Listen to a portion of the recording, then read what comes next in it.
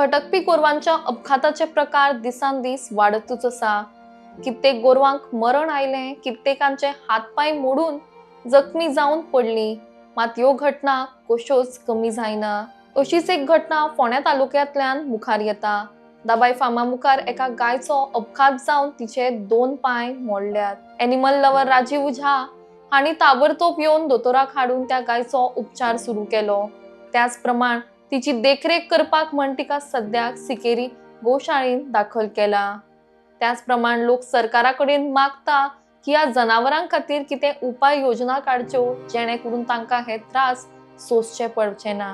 आता सकाळी हांगासर गायेचे एक्सिडेंट जाल्लो आसा। हो MRF शोरूम आणि ही दाबाळ फार्म जी आसा तेजे ह्या जंक्शनाचेर, आणि ह्या जंक्शनाचेर गाडयो जी आसा पळय ती फूल स्पीड येता, फूल स्विंग। सो गाडयेवाल्याचे मिस्टेक नासता, बिकॉज थंयसर हांगासर स्पीड ब्रेकर ना।